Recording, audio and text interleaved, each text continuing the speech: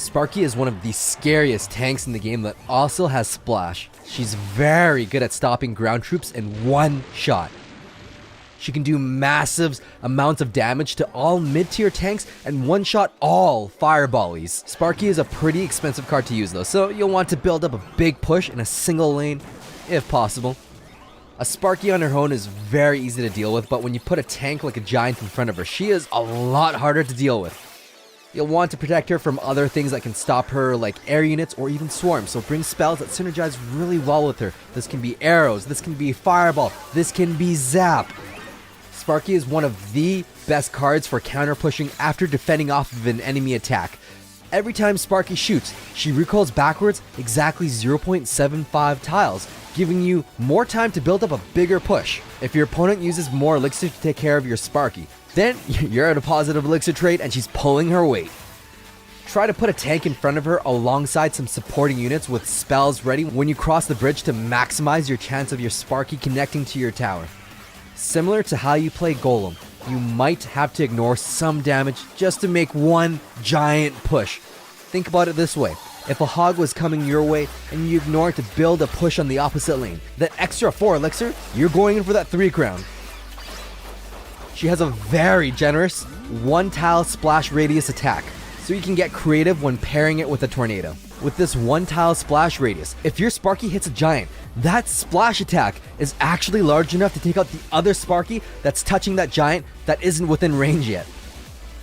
She's pretty tanky herself and can handle all the spell damages besides a rocket. That just straight up hard counters her. The rocket can chip the tower, the rocket can take out the Sparky, it's a neutral trade, it's golden.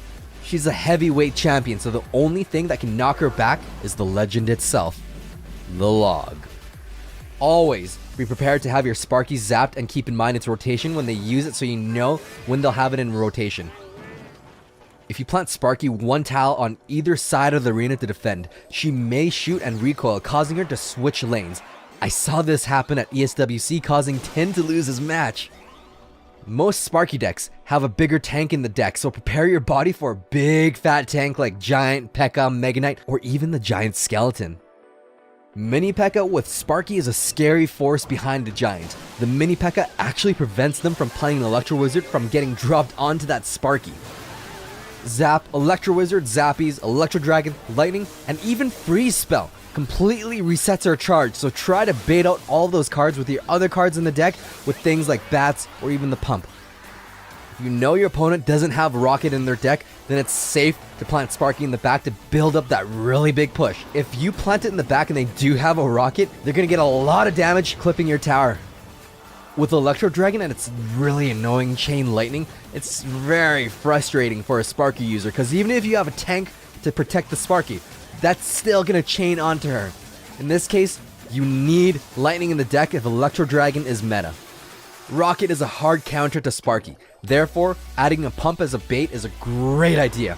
If they rocket your Pump, your Sparky is free, and if they rocket your Sparky, then you have an Elixir Pump advantage. Lightning restarts her charge and also does 3/4 to her health, so always try to get value out of your Lightning and hit 2 other targets if possible. Units with a shield are great for countering Sparky. Dark Prince, Guards, Roller Recruits, they all force her to shoot multiple times. Zappies 1-on-1 can't stop a Sparky because of their slower attack speed and range if planted head to head. But surrounding her, that's a completely different story. That's very effective for defending against Sparky. Barbarians can counter Sparky too, but she will take out 2 Barbarians just because their hitbox is so big. She almost has time to fire off her second shot too.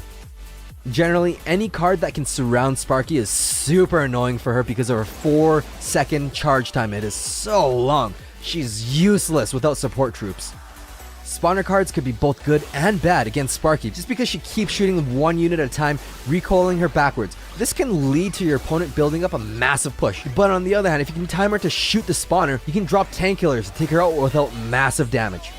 Now that the witch is practically a walking tombstone, you'd think that she'd actually be a great counter, keeping her safe from the Sparky's blast by having a constant skeleton shield.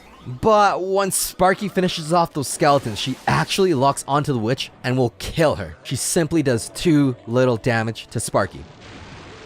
tank Sparky with the heavy tank and stop her with Swarmies, but a better option would be to use the Swarmies to bait out her first attack. That's 1100 health that you can save for your counter push. Hope these tips helped. Thanks for watching.